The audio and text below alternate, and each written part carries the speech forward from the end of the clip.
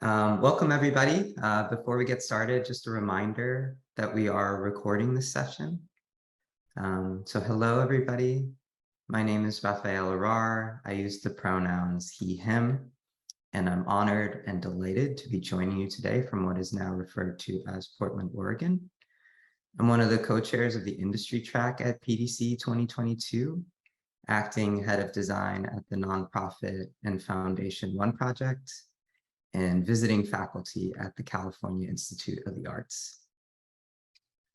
In this session, we'll discuss the intersection of aspects of equity and justice, participatory design, and industry with our exciting panelists, who I'm really looking forward to introducing shortly.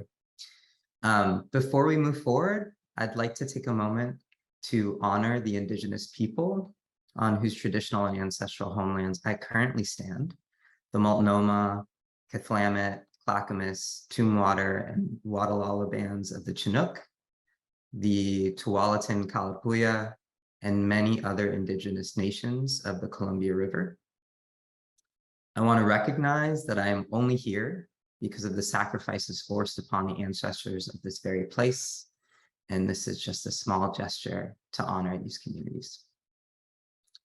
So if you choose to do so, I now invite you to acknowledge the traditional custodians and lands from where you're attending in the Zoom chat box. And we can move forward. So we just went over the guidelines for being together, so I won't go through them in detail, but here they are as a reminder. And now I'd love to briefly introduce our panelists before we go ahead and get started, so we can stop sharing. So first I'll introduce Rachael Dietkus, a licensed clinical social worker, certified clinical trauma professional, and a design researcher and strategist dedicated to trauma responsive practices in design. After a 10-year career working with social justice and human rights nonprofits, Rachael earned her master's in social work in 2010, and then served in senior level roles within the federal government and higher education in the United States. Rachael has also served as an AmeriCorps member with the Red Cross and as an NGO delegate to the United Nations Human Rights Council. She is currently a governor-appointed statewide commissioner with the Serve Illinois Commission on Volunteerism and Community Service. Rachael's design practice is right at the intersection of social work, design, and a deep understanding of trauma. She advocates for social workers in design and tech, studies and writes about the impacts of trauma in the context of design, and focuses on how and why trauma responsive methods are needed in research and practice. She is the founder and chief compassion officer of Social Workers Who Design, where she speaks and works closely with design practitioners and educators worldwide. Now I'll move to introducing Braziel, a qualitative researcher focused on mitigating harm from emerging technologies and creating digital spaces where people from marginalized backgrounds belong. They hone their craft, conducting market strategy with clients including Google, Facebook, PlayStation, and Snap, before becoming a senior design researcher at Microsoft, where they worked on the future of web experiences and responsible product innovation.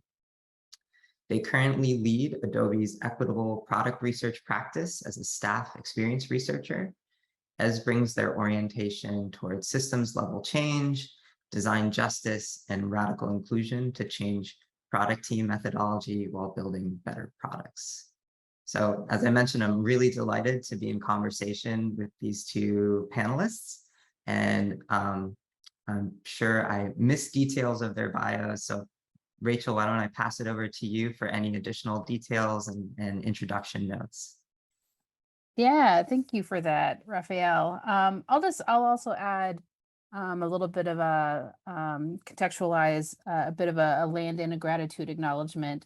I have found through this work of both social work and design and how they intersect and how they complement and how they can really often diverge in many different ways, that it has been really important to just acknowledge the obligation to reflect on the histories of both of those disciplines.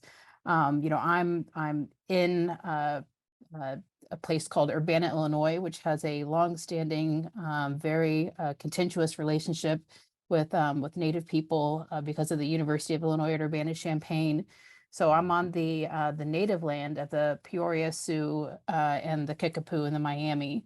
I'll just add a little bit of something I've been trying to really integrate into how I talk about some of the work that I do is also just a gratitude acknowledgement. So I really appreciated hearing that, throughout the past 30 minutes or so, different elements of that. Like the work that I do is not groundbreaking. Many people have been doing it for many, many decades and centuries before me. And so I am just grateful to be here, to be contributing at this time, at this moment of this work. Thank you so much, Rachel. Ez, I'll pass it over to you for any other introduction notes and comments. Sure. Yeah. So I'm S, my pronouns are they, them. And I'm calling in today from a place I'm usually not. I'm on the land of the Abenaki people in Maine. Usually I'm in the Bay Area in the land of the Ohlone peoples. And I think I wanted to also add to that wonderful introduction kind of a passion that I think may come up at different points today, which is for the built environment. I've at various points taken some time away from my career in order to kind of pursue architecture and carpentry and these kind of other ways of creating that being in tech spaces. You really aren't building in quite the same way. And I also just want to mention that I'm speaking kind of on behalf of myself and none of my employers today. Thank you so much.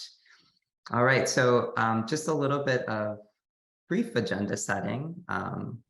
We have a handful of questions and discussion points to talk through and among the three of us, but also as the conversation progresses, I believe there's a Q&A function in the chat. So please, if you have questions that arise, put them in the Q&A, and we will save some time at the end of the session to go through some of the questions that have emerged as a result of the conversation. All right, so the three of us have had the luxury and the pleasure of having some conversations beforehand, and I think as the three of us have discussed, there's really a big difference between talking and planning how to do participatory design and then seeing it play out in practice, especially within the constraints of industry and an organization and the structure that imposes. Would love for us to kick off by having the two of you start by sharing a story where a participatory design effort didn't go as planned. Maybe a misstep or a mishap that ended up shaping how you think about participatory design more broadly. What did you do and how did you learn from that particular event? So I'll open it up. Maybe Ez, I'll have you comment first. Sure. I think that's a great question and one that always feels interesting. I come from an anthropology background and I came to participatory design later. So I've been learning as I've been doing. And I think a few of the key themes that are coming up for me in these reflections is thinking about the spectrum of participation. That participation initially, kind of when I came to this area, I thought of it as like a black or white sort of deal. And in the position that I'm in now, I have this sort of like the honor and the challenge of taking a meta look at our research processes at my current company and kind of asking what are the ways that we can make them more equitable, make them more inclusive. And so one of the challenges that I note coming up, I guess just kind of pushing back against ways that research has historically been run, but also appreciating the reasons why that is the way that it is, kind of appreciating that context. Being able to ask kind of, I think one area that I found really interesting, kind of trying to apply participatory, the language of participation to these efforts of making more equitable research practices is around kind of whose participation have we historically been valuing and then why certain people's participation we haven't, and the sort of legal frameworks that end up in the sort of like, I guess, state dictated relationalities or business dictated kind of relationships that exist. And I guess a concrete example is thinking about wanting to bring in more practices where we bring in people, the same participants for a longer period of time, and doing more workshops means that at a certain point after you've given a gratuity or paid a certain amount of money, somebody becomes a contractor for your company, which triggers a different amount of paperwork, and that being like a real limitation of like actually being able to do the work. Or kind of another area that I've been exploring and thinking about is how we're participatory toward, or historically I've seen in industry almost more of participatory methods being toward the stakeholders that you're in relationship with, and that you're able to have these long-standing relationships with, because you're in that same environment, that same practice, and that's not as easily extended, again, for like reasons I mentioned, to like the participants you would traditionally think of as like who we need to be more participatory with. So I guess I'll leave just those few ideas there. But I would love to kind of continue reflecting more on like at a meta level, like how do we start, I guess not thinking of it as a, I guess there's only one way to do it, or there's kind of, but like how to acknowledge these challenges and overcome those challenges. I'll leave it there. I mean, these are really salient points. I think one of the things that I certainly didn't realize when trying to do participatory design in practice in industry is some of, like, as you mentioned, the legal considerations or the financial considerations. When, like, if you want to engage someone for a longer period of time, they end up moving into a contractor status, and that complicates things, right? I've also been in organizations where I've had to advocate for properly compensating participants and paying them like designers at an hourly rate that actually makes sense, that isn't, some sort of $20 gift card, but rather is something a little bit more substantial for the time that they've spent, especially if it's, an entire workshop or a half day or even multiple sessions on an ongoing basis. These are certain things that, I never realized or didn't arise for me until you actually kind of experience them boots on the ground sort of process. Thanks for all those reflections. Rachael, maybe we could pass it over to you. Yeah, I mean, I feel like you both very naturally kind of queued me up to talk about some of the things I was thinking about going in this direction. So as when you were talking about the variation of the types of participatory design or participatory practices that we can do, it just made me think about these, what does it mean to have and to build relationships with people over time? Because one of the things that I have seen often, much more in this functioning as an independent practitioner, I get to have both a bird's eye and a worm's eye view of what's happening, so I can observe at maybe a higher level, but also really kind of get deep in like practices that might be happening with a particular team on a certain kind of an issue.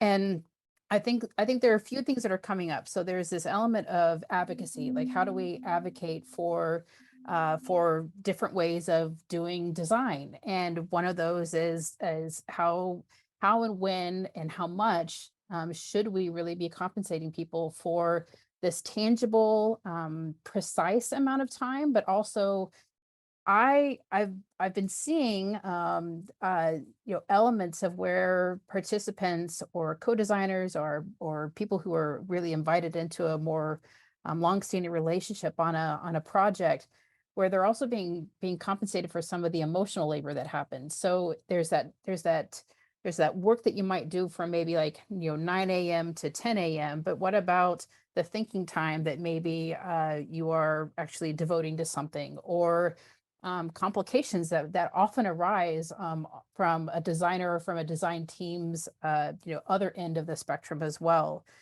I think there's a thing that I see as I've seen this much more often in the past, I'd say 6 to 9 months, but the language of participatory design seems to really, it's increased exponentially from what I can tell on just the co-opting of it. So people calling something participatory design, people calling something co-design when really it is maybe a survey or someone being invited in for a one-time thing. So I think that there's a real need for those of us who care deeply about these practices and want to honor and respect them and steward them to really advocate for that language preservation or ensuring that as practices do continue to emerge and deepen, that we're really defining what it means to be practicing this kind of work. So those are things that are really that are coming up for me. I mean, that really naturally brings us to another question, but really it goes, much deeper than just semantics. Like, what does it mean? What does participatory design actually mean? And so one of the things that I know we've chatted about quite a bit was just this core tenet in participatory design of mutual learning. And how have you seen that play out in practice? And maybe how does the industry perception of participatory design often line up with some of the deeper research and the backing that the participatory design community has seen throughout its evolution? Mm. Maybe I'll kick us off as I think I really like that phrasing of mutual learning, because for me, coming from at least currently a primarily a social work background, that really has has been built on this foundation of being like an activist and a grassroots organizer like several years before that. And so I think about the aspects of where us as individual designers and practitioners can learn from our own experiences, both in the past, but also maybe also anticipating where some of our own personal practices and interests might go in the future. But I think one of the things that at different stages over the past, if I'm honest, really like 25 years, of where I was intrigued by both social justice practices, design practices, abolitionist types of practices, like throughout several different types of projects. The ability to both keep those things in kind of attention while also like learning with and from others, I think has been like really essential to me. I don't know if this is a side effect of just as you get a little bit older, but as I get older, I become much more humble. I realize how much I still have yet to learn. I can acknowledge that there's a lot that I have learned, and there are things that I know, but I will never be able to learn. There's not enough time to learn all the things that I want to learn, and to do all the things that I want to do, and to learn from others as well. So I learn something new every single day when I am interacting with others, when I'm reading something, when I'm listening to something or watching something. And I think that ability to remain very open to your own curiosity, but that of others, I think has just proven to make me, I feel, a stronger practitioner, one who can be much more present and just inviting and hospitable to others as part of this work. That openness to others' curiosity, as I know you've had experience in industry and in practice where there's a desire to have an openness to the perception or the ideas of others, but then when push comes to shove, things take a different course, right? There might be certain ideas in mind. Maybe you could share a little bit about your experience with that. Yeah, oh, there's so many directions to go in with this question. I've been trying to grapple. An example is coming to mind for me, and I think, like, to go to your original question, this idea of mutual learning, the kind of initial step that you have to take in that is a desire to learn and a desire to be open to these ideas. And I know I've been having a lot of conversations with one of my colleagues about the difference, like in how to apply, like decolonizing research methodologies, these kind of like other, not other, I guess more progressive, I would say, like research practices, and how they work really well in these social contexts. And then when you start thinking about more technical types of research, like it becomes more difficult. And I guess like the example I'm thinking of is a project in which I was asked, it was around people who had kind of been trolled or otherwise were receiving kind of negative comments on like online forums. And this project was around creating different moderator capabilities. And the product team that I was working with had a really solid idea of like what needed to be done. They thought it all they needed to really listen to were from the moderators, and kind of asking these moderators what tools that they wanted, and weren't really thinking about like the full picture in that instance of like, hey, maybe we should talk to the folks who have been harmed about what sort of like avenues of they wouldn't frame it as avenues of justice, but like kind of avenues of maybe like recourse that actually should be considered and centered in this project, rather than just sort of the policing function of a moderator who may or may not see these features. And so like my role within that world, like it wasn't even to get to the point of like, let's do these like longer participatory engagements. It was just like, let's just connect the dots between there is something that is happening in the social world here, like this interaction happening online, and that there is something like technical that we can gain from it if we better understand this social interaction. And let's be open to the fact that we don't actually know what's happening here. We don't know, like we maybe have an idea of how people feel, but that those feelings mean something and are worth something and are what we need to consider and center. I'm not sure if I maybe strayed a little bit from your question, but I guess so often I receive feedback that this sort of projects that I'm bringing forth to people, they didn't even kind of realize they were problems to begin with.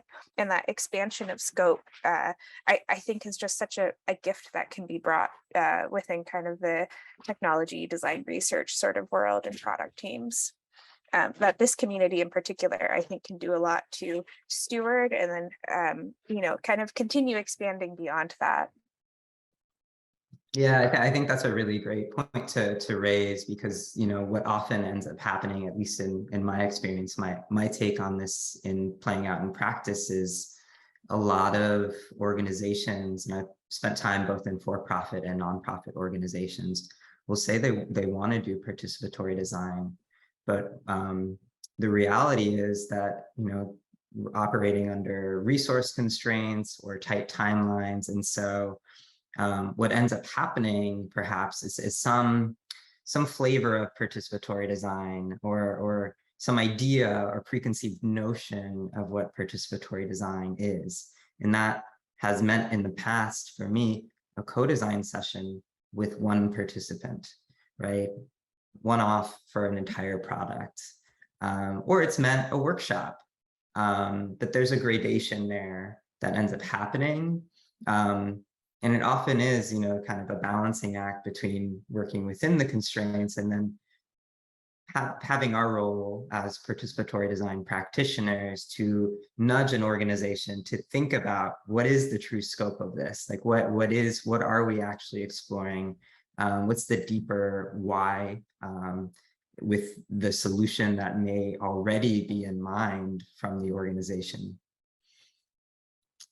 So both of you have had these wonderful multidisciplinary backgrounds that you're bringing to the work that you do.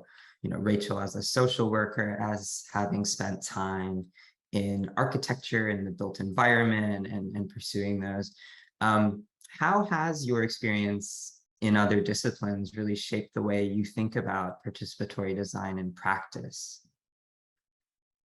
Yeah, I love this question, and I don't get a chance to really talk about it much. And so when the three of us were talking about this, a couple of weeks ago, it was just made my heart sing, especially because there is some very nice complementary overlap I guess there are two things that are really come to mind where just these opportunities to have done what probably would have been called participatory design, 20 years ago, working on anti-death penalty work primarily in the state of Illinois, but around the country in the United States. And the way that we approach so much of that work that was very much, legislatively driven, very policy driven, but involved a lot of individuals and a lot of families who were just deeply impacted by a racist, oppressive system. And when I reflect back on that type of work, that again, I wasn't a social worker, I wasn't a designer, I would not have identified it, with any of that language that I might use now. The the the the things that we did were incredibly participatory, often very much engaging the various very powerful stakeholders, because there was really a very small number of people who were going to make major decisions that were going to impact hundreds of people's lives. But I remember specifically inviting, being part of a team that was working with the family members of those who were on death row in the state of Illinois. And at the time, that was 169 men and women. And so you can imagine the volume of families that were impacted by just that particular aspect of it. And there was a meeting that was with the governor of Illinois at the time, and no one else was involved. So activists weren't there, organizers weren't there, none of the lawyers, no press, no media.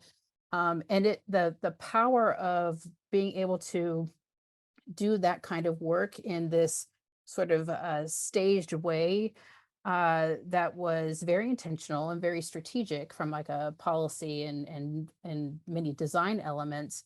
But the power of ensuring that people were participating in a process that was going to impact both themselves and people that they loved, was really, really crucial. And I mention this because it might not sound like it's this explicit participatory design aspect, but that experience 20 years ago had a profound impact on how I thought about systems, policies, any type of like social justice work.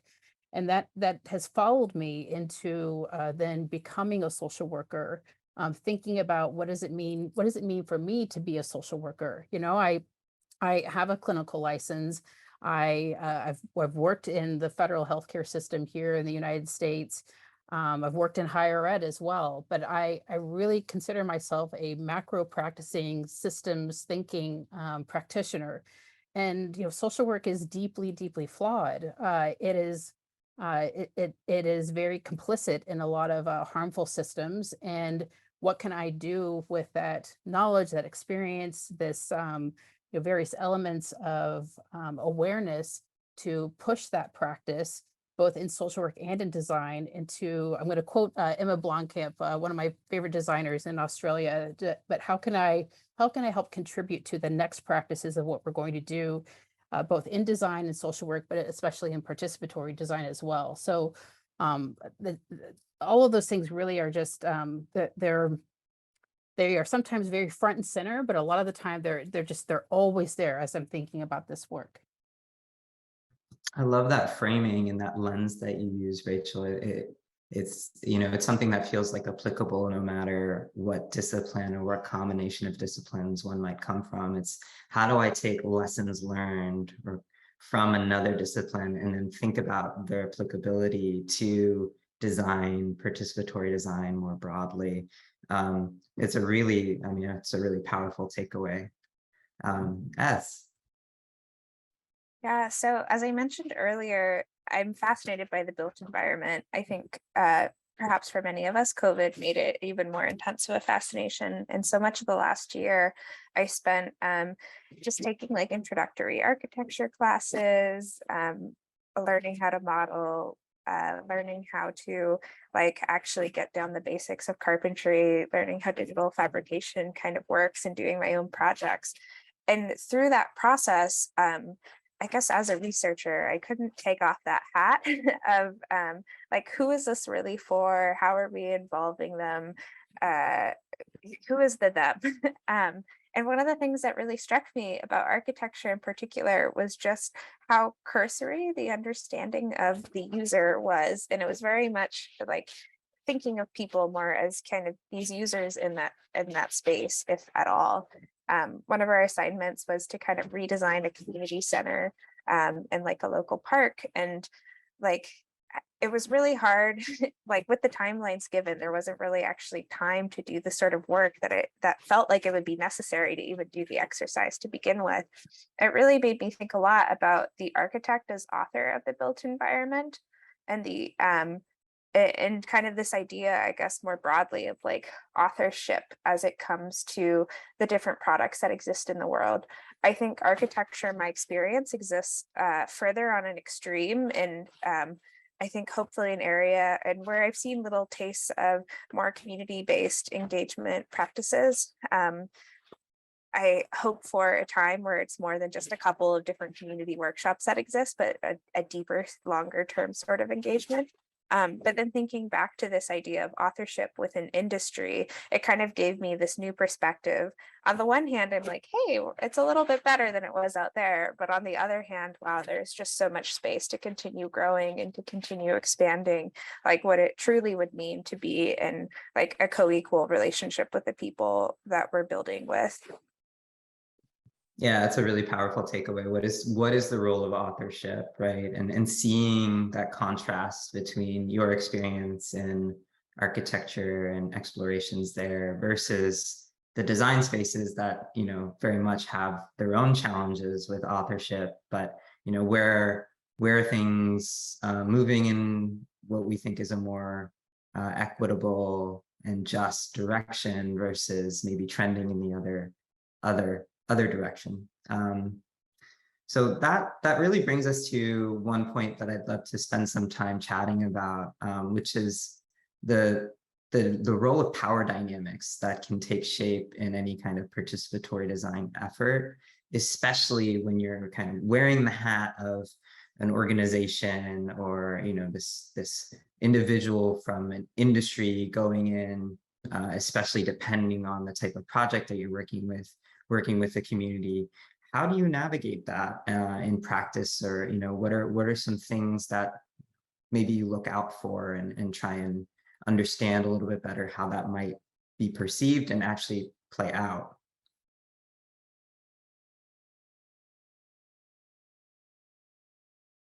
I think this, for me, like being vulnerable, is very much a work in progress. I think an example project for me that I've been able to participate in was actually kind of more of a kind of side project, passion project. A friend who was formerly incarcerated was running, that was geared for folks who were on parole. And that to me, of all the projects that I've worked on, has felt the most equitable in terms of how it was run, because it was led by somebody in the community with people in the community. And it was very much kind of a learning, sharing sort of environment.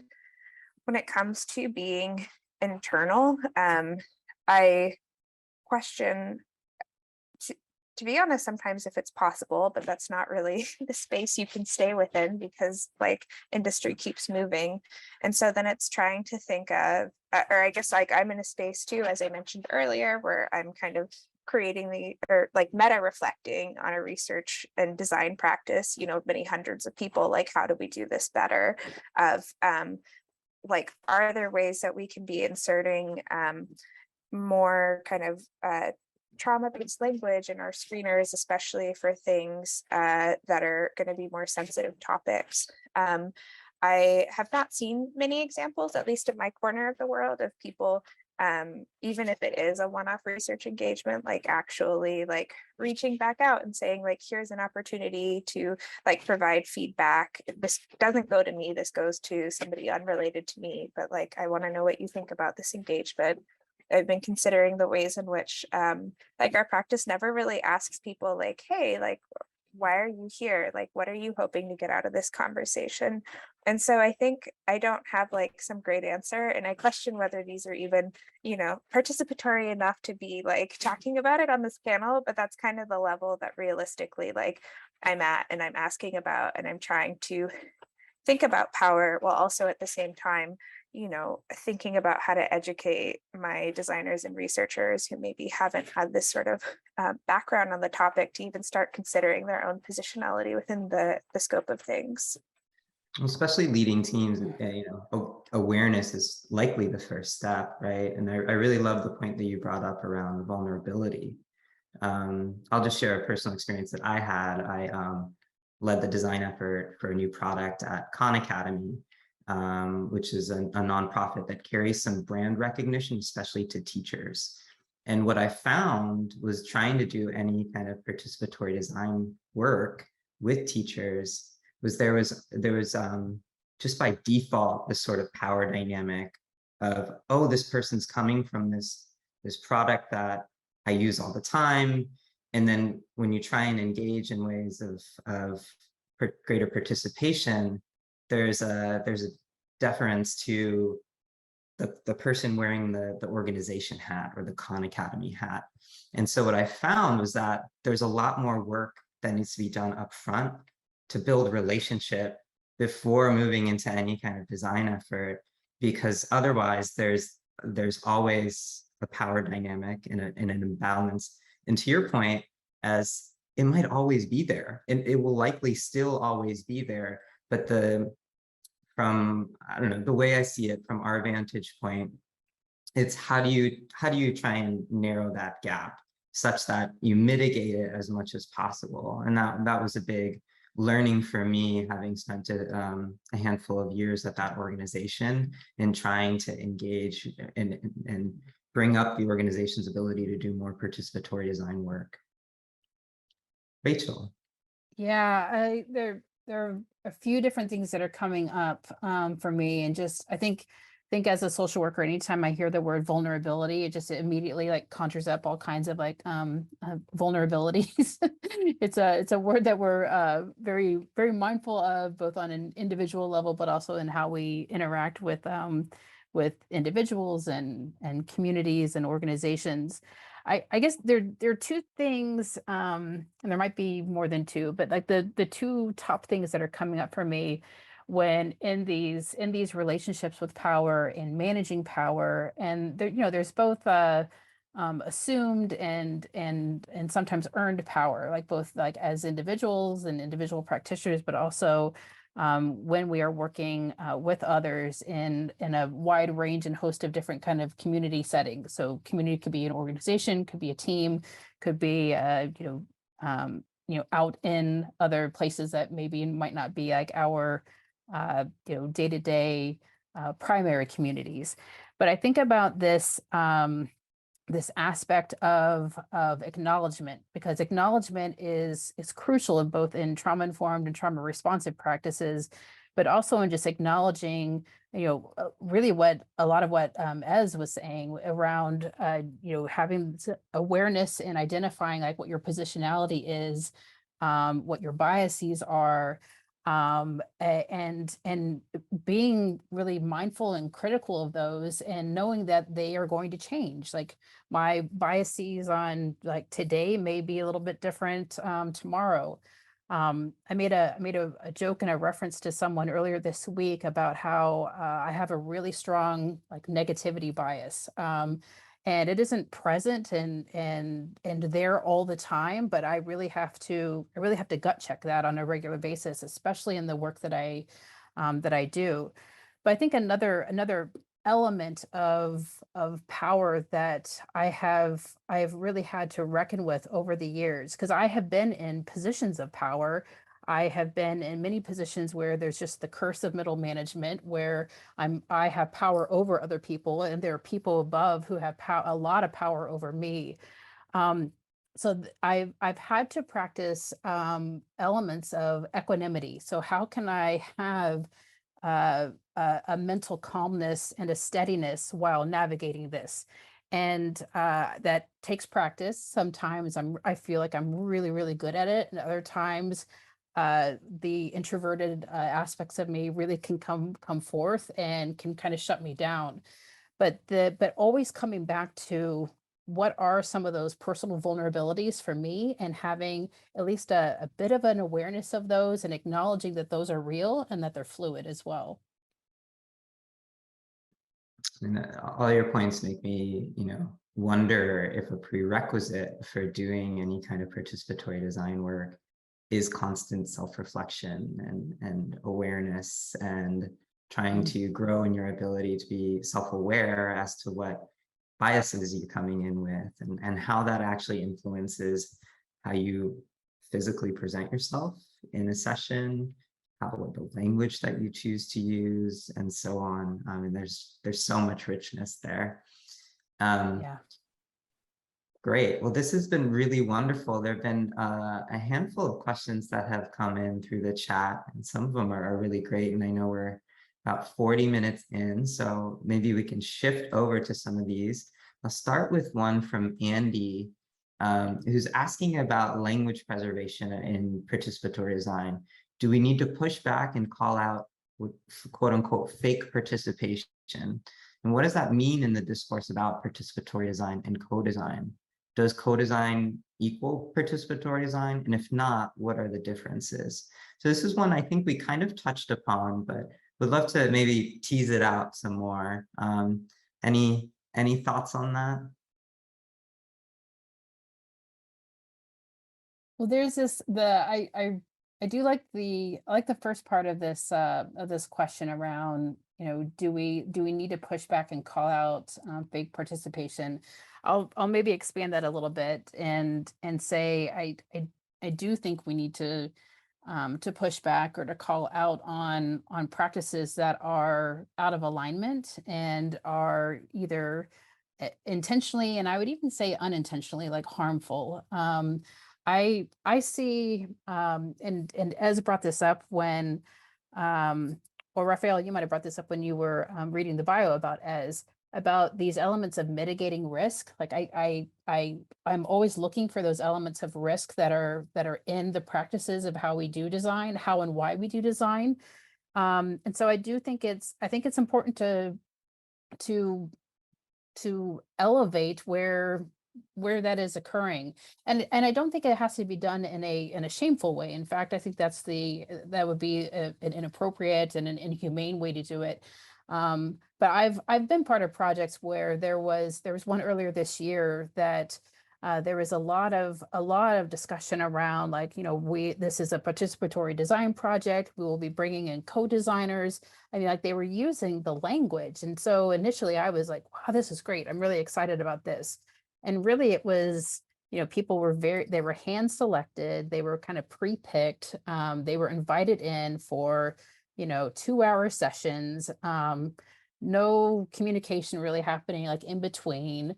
And so I thought, like, this is not participatory design. This is not co-design. Like, co-design has relationships. Participatory design has as well. There's communication. There are the actual tangible things that we do, in addition to many different things that are spoken and unspoken in those spaces in between.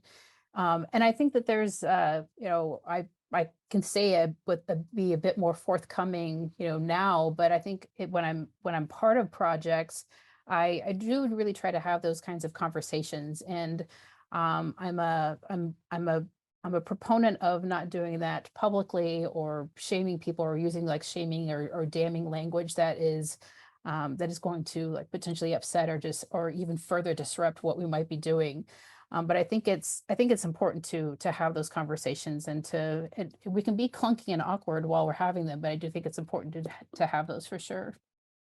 Yeah, especially if we consider design being an iterative process. It's kind of in the spirit of growth and learning. It doesn't have to be that like a confrontational event. So I really like your approach there. Ez, do you have thoughts on this? Well, I think, as I mentioned earlier, I come from the perspective of not having studied participatory design in particular in school. Like, what I'm learning about it is what I learned from attending PDC many years ago. It's what I'm starting to read. And so I'm like, oh, well, I fear I'm the one who's using it in clunky ways. I think I'm like, so I don't know if I'm the best one to answer the question of how you do it, but I guess a few thoughts that I have on this topic are thinking about, like, what does it mean, I guess, to access the language and how we access the language and how to I don't know, maybe as well, like approachability of the language of participatory design, like as somebody coming into it later, and with a lot of sort of fake participation or kind of very light co-design that exists, it can be a little bit hard to kind of orient of like, hey, what are the better practices here versus the ones that are maybe a little bit more superficial. So yeah, my imposter syndrome is coming up really strong with this one, but I love this question, and I wonder the ways in which it becomes a maybe more participatory process between folks in industry and folks in academia, and then folks in industry potentially, of kind of finding the ways that one can engage with it while also acknowledging and trying to preempt the sort of co-optation that happens so frequently with our methods and practices. Yeah, I mean, so many points there to reflect on. First off, you were just modeling vulnerability beautifully.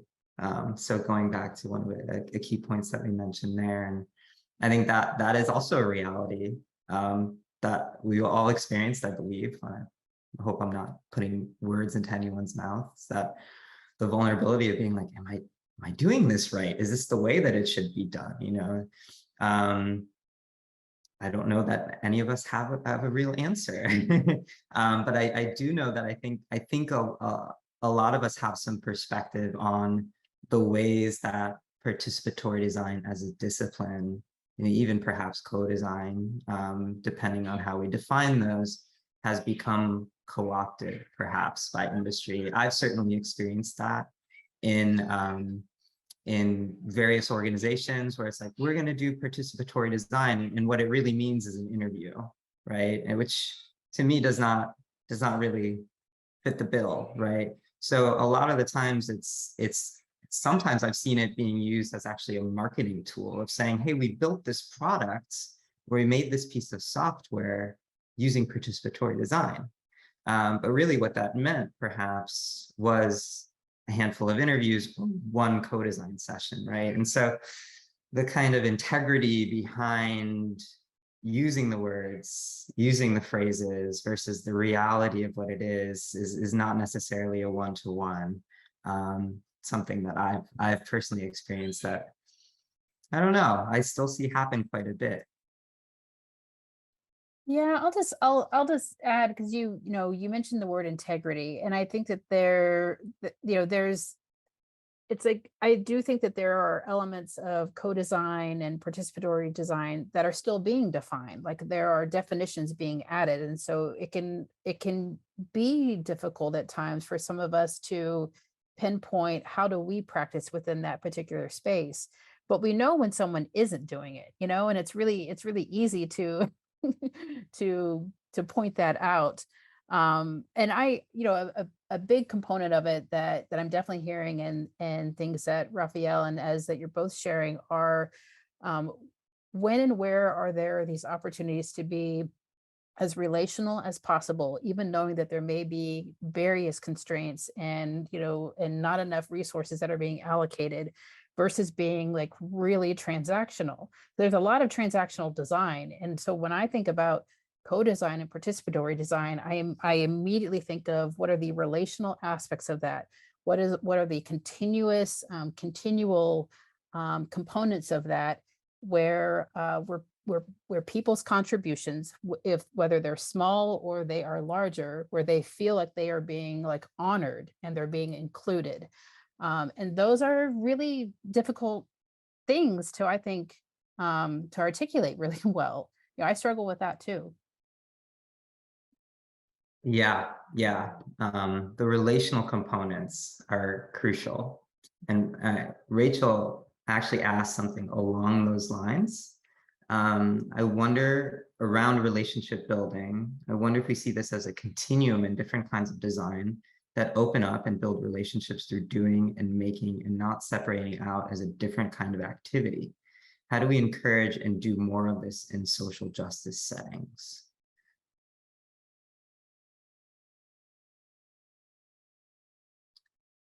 So maybe go ahead, yes.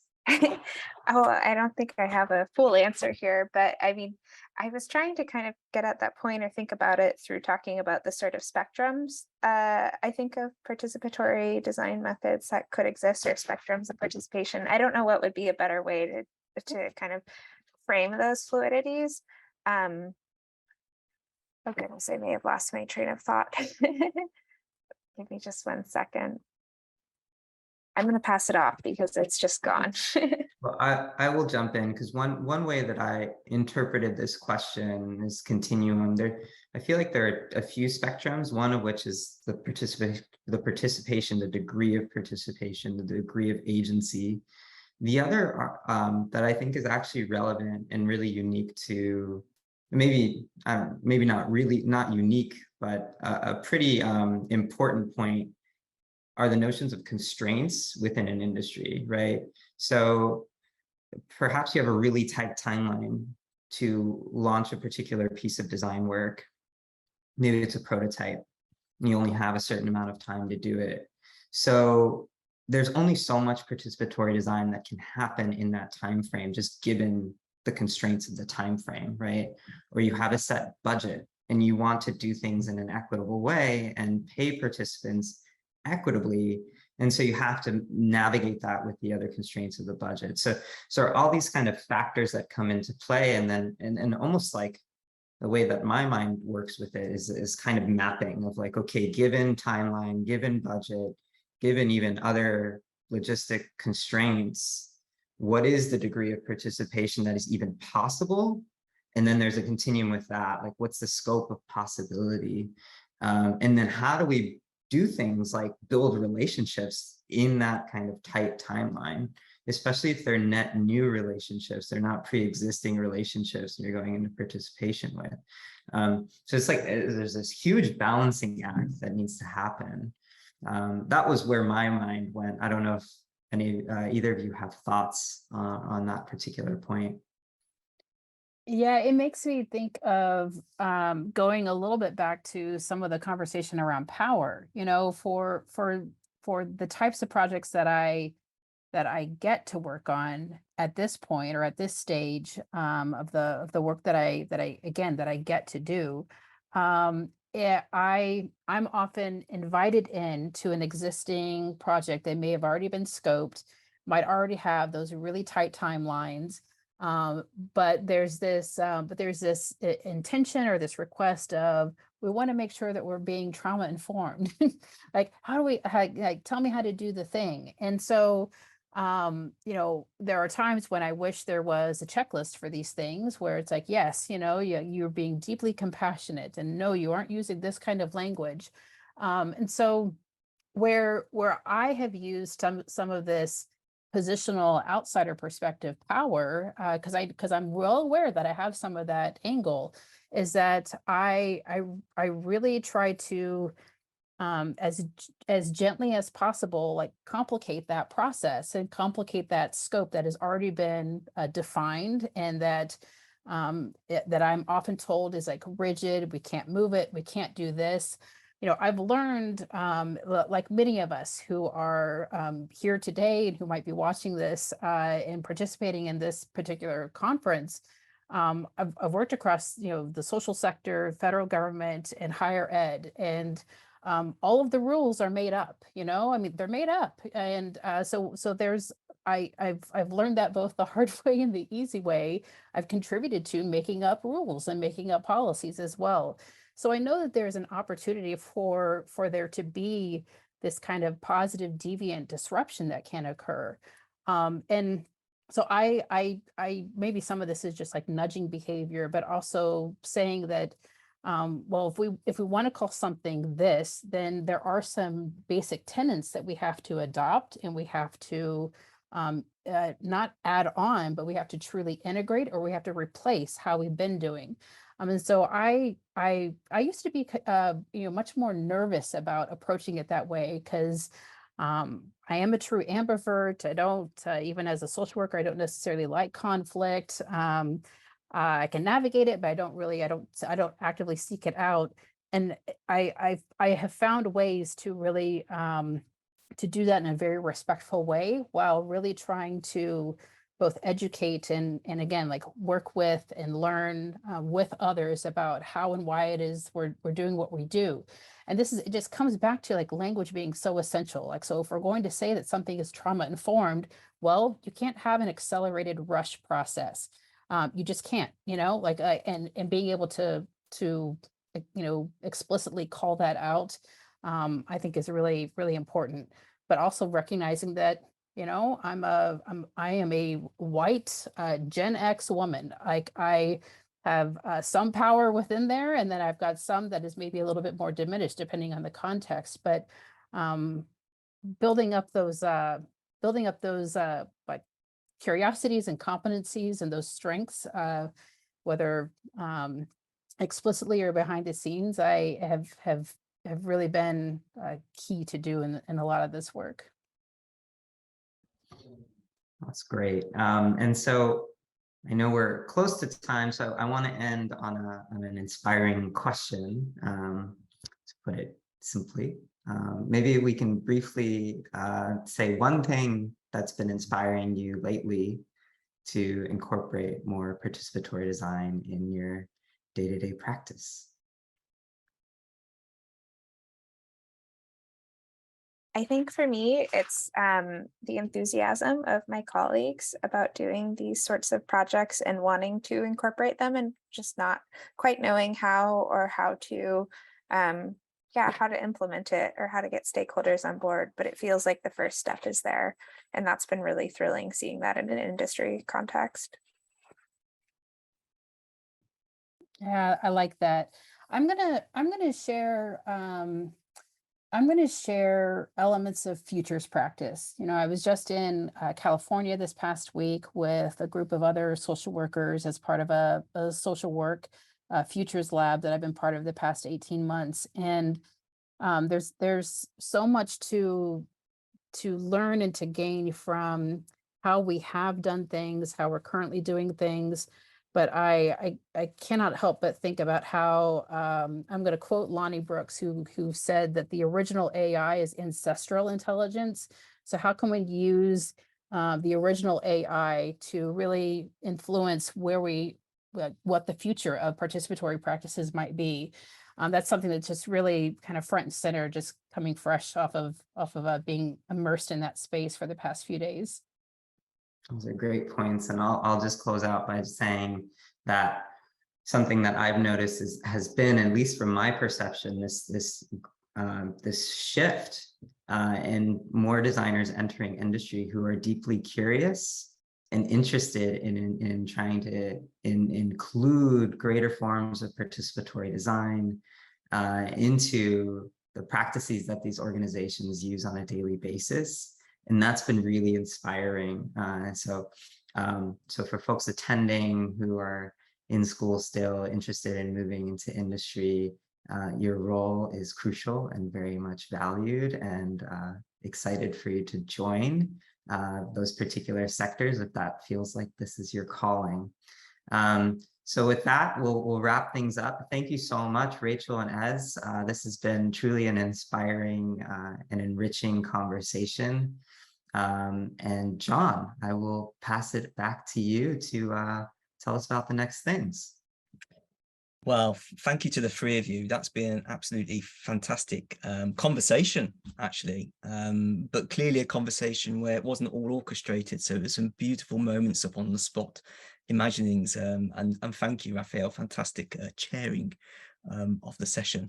Puts one under pressure for the next session, I must say. I'm just going to quickly share my screen. Raphael, this might seem to be a little bit cheeky, as we would say in the UK, but I thought this might also be an opportunity to plug your situated action. Did you want to say anything about this? Yeah, absolutely. Thanks. Thanks for bringing it up. So Daria Loy and I have a situated action, which is a design provocation that is meant to serve as a lens on the participatory design community at large. We have a survey up that's collecting provocative statements using different ways of thinking about how the participatory design community seeds itself across aspects of diversity, equity, inclusion. And then the idea is to we have a web application that will allow you to essentially say whether you agree or disagree with a statement based on what place you're coming from. And we'll have a discussion and debate about some of these statements in our situated action time slot. If y'all are interested and curious, I encourage you to check it out, take the survey, participate in the web application, and hopefully we'll see you on August 31st. Yeah, please do. It's going to be it's an online or hybrid activity on the 31st of August, and we'll encourage as many people as possible who are in Newcastle to try and do it. But it's one of these situated actions that relies on participation in the true ethos of participatory design. So please do take a look on the schedule and go and find it. But sorry for putting you on the spot there, Raphael, but I thought that was a nice opportunity. And thank you to Raphael, Ez, and Rachel again for a great Beyond Academia panel there. Just to say what's happening now, we're going to take a break for about just under 15 minutes. So we come back again at 3:45 UTC for the next panel, which is going to be on structures of injustices. We're going to keep the webinar open because closing it did cause a few technical problems earlier today. So we're going to keep the webinar open over the break, but please go and grab a coffee, tea, a juice, whatever is your favorite drink, and we'll see you again in just under 15 minutes.